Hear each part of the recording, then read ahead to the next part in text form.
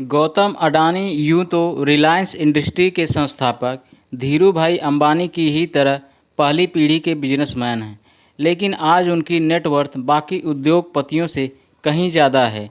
क्योंकि एक डायलॉग है जो गौतम अडानी ने सिद्ध किया कि कोई भी धंधा छोटा या बड़ा नहीं होता और धंधे से बड़ा कोई धर्म नहीं होता।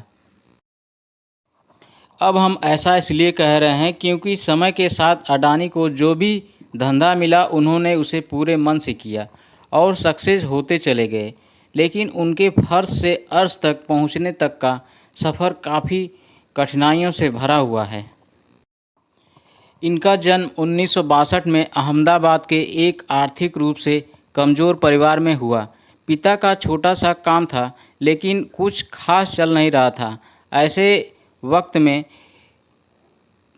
आर्थिक हालात और बिगड़ते चले गए, जिसकी वजह से गौतम अडानी को अपनी पढ़ाई को बीच में ही छोड़नी पड़ी और काम के लिए हाथ पैर मारने पड़े।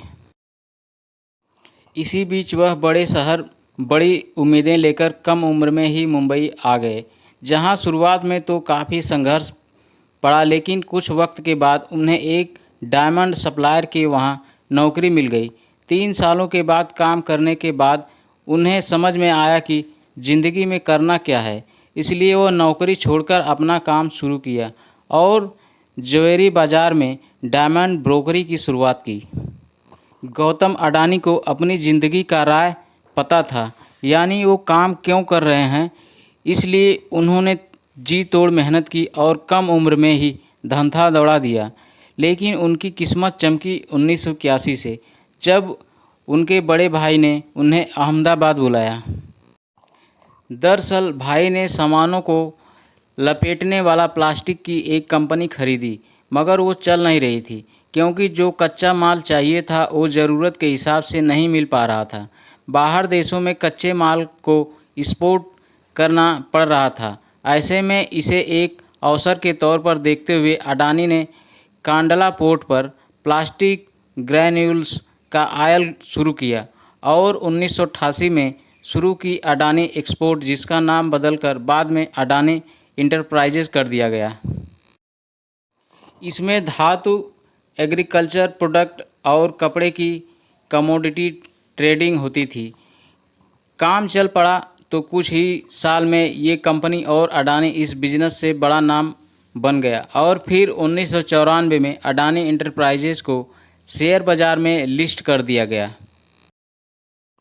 फिर साल आया 1995 का।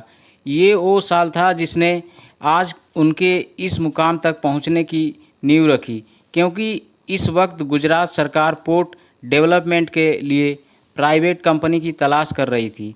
ऐसे में जैसे ही ये खबर अडानी तक पहुंची, उन्हें कमाई का एक और सोर्स नज़र आया।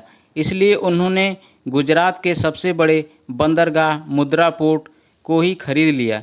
मुद्रा पोर्ट को खरीदने के बाद 1998 में गौतम अडानी ने अडानी पोर्ट्स और लॉजिस्टिक्स कंपनी की शुरुआत की।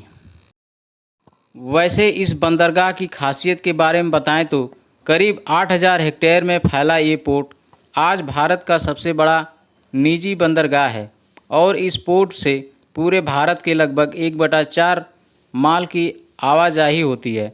साथ ही यह जगह स्पेशल इकोनॉमिक जोन के तहत बना है, तो प्रमोटर कंपनी को कोई टैक्स भी नहीं देना पड़ता है।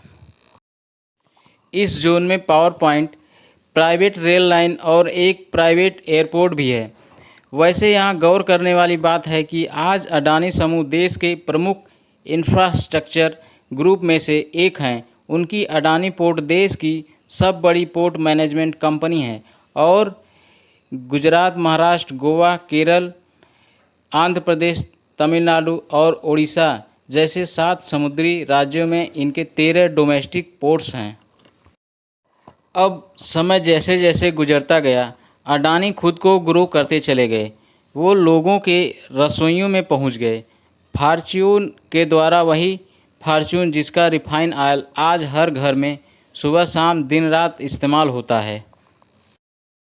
जनवरी 1999 में अडानी ग्रुप ने विलमार बिजनेस ग्रुप के साथ हाथ मिलाकर खाने के तेल के बिजनेस में कदम रखा था।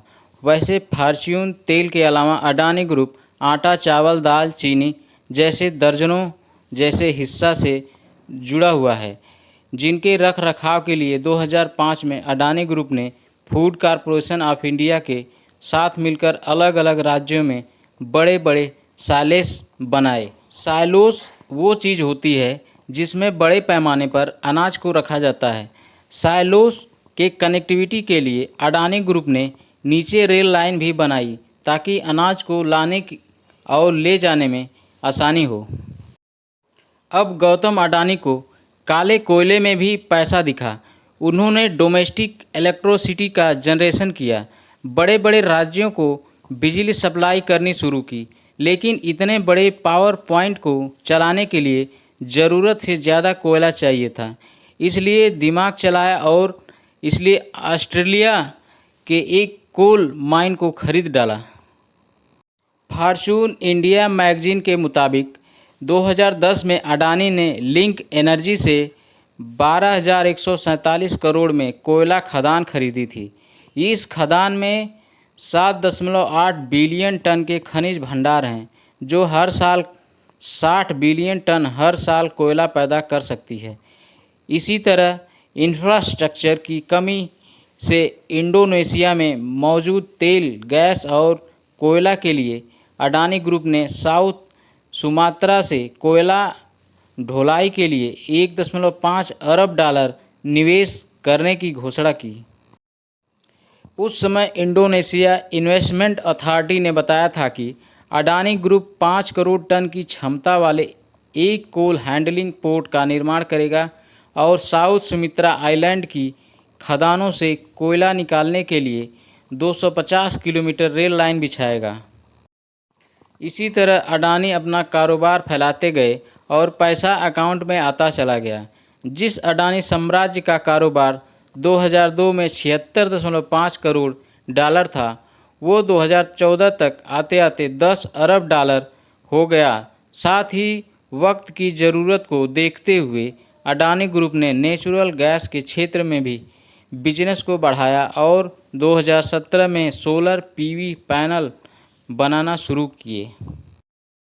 उधर बंदरगाह और निजी रेल लाइन के बाद अडानी ने एयरपोर्ट्स की तरफ उड़ान भरी और 2019 में अहमदाबाद, लखनऊ, मंगलौर, जयपुर, गुवाहाटी और त्रिवंतपुरम जैसे 6 हवाई अड्डों के मॉडर्नाइजेशन और ऑपरेशन की जिम्मेदारी उठा ली।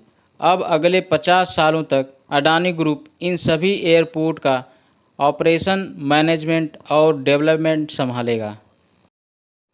वहीं मुंबई इंटरनेशनल एयरपोर्ट लिमिटेड में भी अडानी ग्रुप के पास 74% की हिस्सेदारी है और ये बताने की ज़रूरत नहीं है कि भारत में मुंबई एयरपोर्ट दिल्ली के बाद देश का सबसे बड़ा एयरपोर्ट है।